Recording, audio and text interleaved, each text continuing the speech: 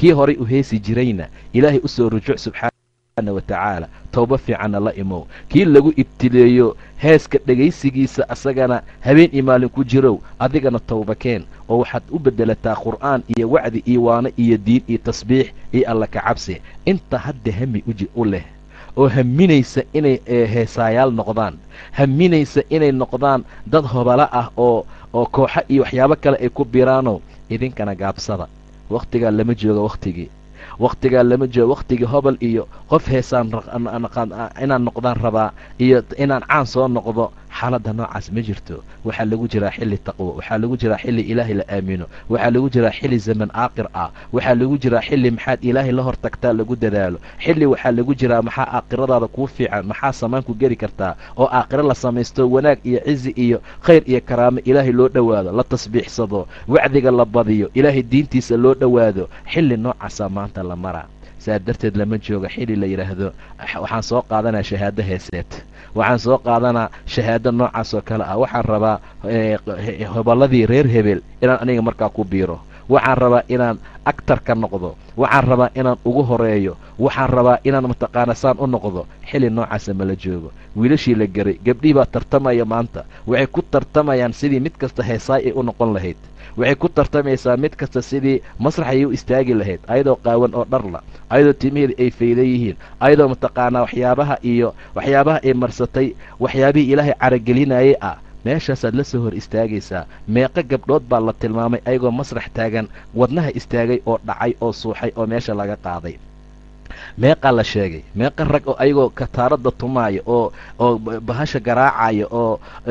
muusikada garaacaya wadnaha istaagay ama meesha ku dhintay waa aad bay u badan yihiin tiro ma laha aad baa loo tilmaamay masraxa laga soo dhex qaaday qof kasta waxuu ku dhintaa lagu soo bixiyaa waa khaatimo xumo yabcatullah kullu axadin calaa maa maata calayhi afkaada adoo kala qaaday oo caariyaad ah oo timahaaga bannaanka yaaliin intaasoo kun oo qof ay hortaada taagan yihiin oo ajaanib ah oo rag ah ay kugu markhaati kacayaan ka war haddaad meesha ku dhacdo oo mataqaanaa saas aad ku dhimato oo saa qabriga lagugu geliyo ilaahay saasuu kugu soo bixina subxaana wa tacaala qof kasta waxuu ku dhintaa lagu soo bixiyaa qof kasta wuxuu ku weynaado ku barbaaru ku duqoobaa qof kasta xaaladiisu saasay markaa noqotaa marka khaatimo xumo ma wanaagsana kii carafo asagoo taagan ku dhintayna labeyg asagoo la beegsanayu soo baxayaa buu dhahay nebiga ilaan xajatulwadaac nin baa la xajiyey faras buu saarnaa faraskii buu ka dhacay qoortay ka jebisay wuu dhintay nebigu wuxuu yidhi kudhaq biyo iyo gob labadii saxa ha ka daboolina ha marinina bukuur ama catar iyo wax udgaaya sababta weli waa xaaji ninka weli camalkii fiicnaa buu ku jiraa weli labeegtii buu akhrinayaa ilaahay wuu soo bixinayaa maalinta aakhire labeyg asagoo talbiyeysanaya mulabiyan labeyg allaahuma labeyg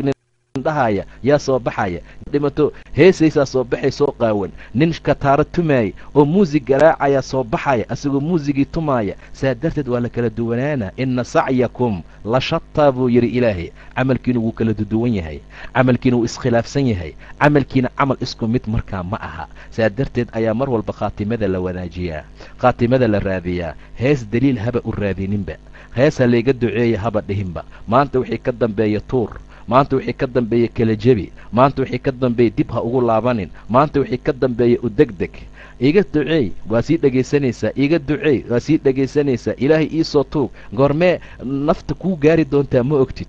waxaa sugaysay markaad ilaahay artiisa tagto oo lagu weydiiyo hebelaan sugaa intuu iga soo duceeyo hebel baan sugaa intuu iga madoobay buu qofku leeyahay sagayaar buu cabaa iska daa iga madoobay aayad iga akhri waa istihzaa waa edab darro waa kibir waa akhlaaq xumo waa istihzaa lagu jeesjeesayay ilaahay awaamirtiisa iyo diintiisii waxyaabaha uu diiday subxaana wa tacaala idan xaaladda waa sidaa ilaahayna sheegaa wuu xaaraantinimey rag iyo dumar iyo ciyaali intaasoo dhanba ilaahay wuu u diiday subxaana wa tacaala balse ilaah baan ka baryayna dhaga wax weeleeyay qalbi wax weeleeya iyo dhaga xaq lagu maqlo iyo indha xaq lagu arkay inuu ilaahayna siiyo nagana madoobeeyey arrintaa dadka dehashatay oo dhibka iyo mashaakilka markaa ku abuurtay suntana ku noqotay adduunka oo dhan ilaahayna waxaan ka baryaynaa subxaana wa tacaala qur'aankiisii diinkiisa inuuna jeclaysiiyo sida dhaalimiintii faajiriinta ay heesahooda u jecel yihiin ayagana ilaahay ka madoobeeyey subxaana wa tacaala wabilaahi towfiiq wallahu subxaanahu wa tacaala aclam